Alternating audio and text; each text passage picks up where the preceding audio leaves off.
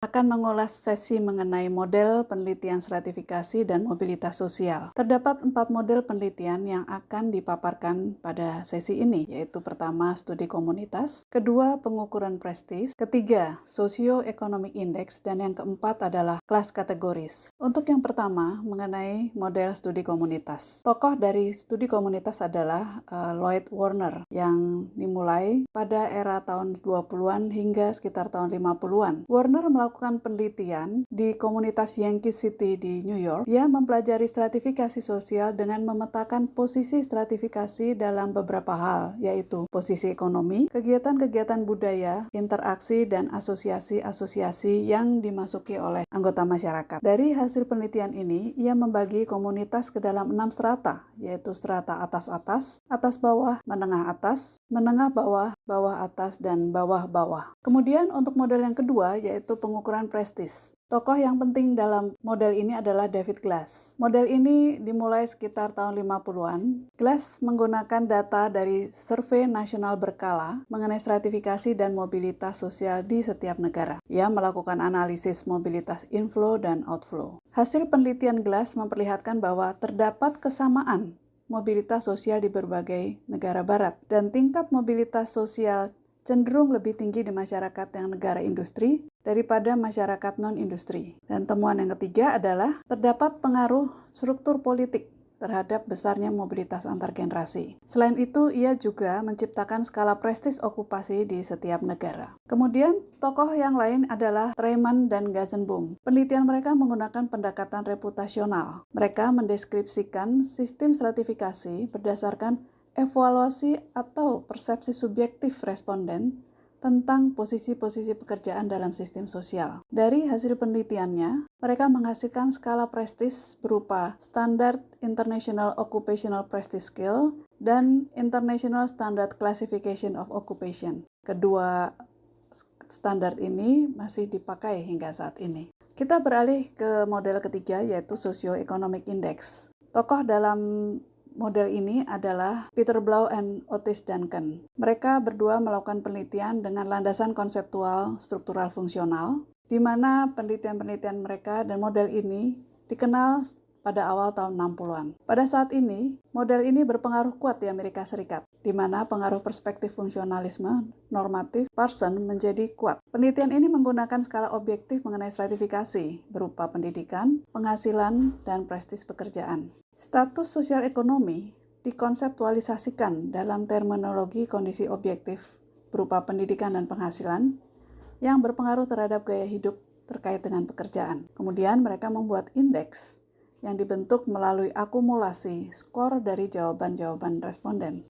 Blau dan Duncan dalam penelitiannya menghasilkan tulisan mengenai The American Occupational Status, di mana mereka membangun model pertama tentang mobilitas sosial. Kontribusi yang paling penting dari mereka berdua adalah pengenalan model efek tidak langsung yang dikenal sebagai path analysis dalam sosiologi. Apa itu path analysis? Path analysis merupakan prosedur untuk memberikan interpretasi kuantitatif terhadap hubungan kausal yang diasumsikan bekerja dalam masyarakat tertentu. Temuan Blau dan Duncan ini yang akhirnya dikenal sebagai model status attainment model. Dalam penelitiannya, Blau dan Duncan menggunakan beberapa variabel, yaitu pendidikan ayah, pekerjaan ayah, pendidikan individu atau responden, pekerjaan pertama individu, dan pekerjaan individu ketika penelitian ini berlangsung. Setelah kita melihat ketiga model tersebut, kita beralih kepada model penelitian yang keempat, yaitu kelas kategori. Tokoh dalam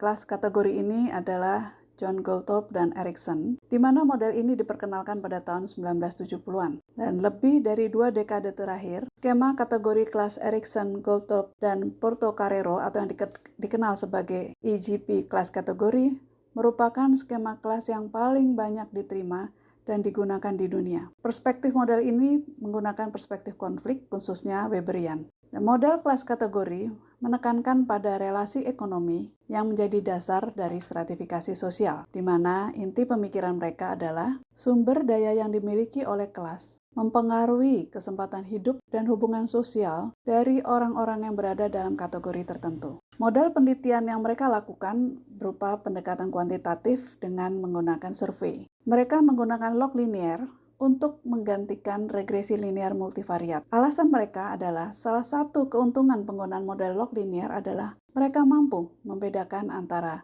mobilitas absolut dan kesempatan individu dalam melakukan mobilitas relatif atau kecairan sosial. Model ini memungkinkan peneliti untuk melihat imobilitas kelas. Kemudian mereka juga berusaha memetakan stratifikasi pada tingkat nasional dan antar negara dengan mengelompokkan pekerjaan-pekerjaan. Kemudian Goldthorpe juga membedakan posisi kelas dengan hubungan pekerjaan yang meliputi siapa yang memiliki alat produksi dan tidak, dan juga didasarkan pada hubungan pekerja dan pemberi kerja. Skema kelas mereka dalam beberapa kasus di beberapa negara dilakukan modifikasi yang disesuaikan dengan kondisi negara tersebut. Misalnya, kelas kategori model ini juga digunakan di negara-negara yang bukan negara-negara industri, seperti di India, Brasil, dengan beberapa modifikasi yang sesuai dengan kondisi masyarakat setempat. Setelah kita melihat keempat model penelitian tersebut, kita beralih pada fakta bahwa terdapat data-data nasional Indonesia yang dapat digunakan untuk studi stratifikasi. Data dari BPS atau Badan Pusat Statistik. Data-data Susenas itu mengumpulkan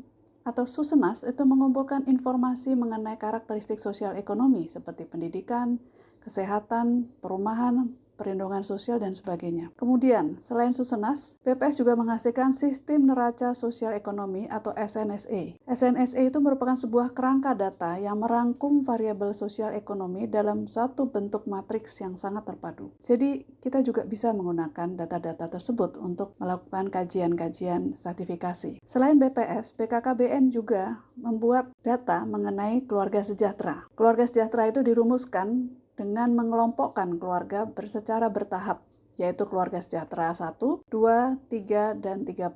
Definisi konseptual yang mendasarinya adalah kepada kemampuan keluarga dalam memenuhi kebutuhan dasar, sosial, psikologis, pengembangan, dan kepedulian sosial. Jadi, setiap jenis keluarga sejahtera berada pada tahap yang mana didasarkan pada kemampuan keluarga dalam memenuhi kebutuhan-kebutuhan tersebut. Pengukurannya menggunakan 23 indikator di mana masing-masing tahapan menggunakan indikator yang berbeda-beda. Dan unit analisis yang digunakan adalah keluarga. Demikian pemaparan mengenai model penelitian stratifikasi dan mobilitas sosial. Semoga paparan ini bisa memberikan inspirasi dan wawasan bagi kita untuk bisa melakukan penelitian-penelitian secara lebih akurat dan cermat. Terima kasih atas perhatiannya.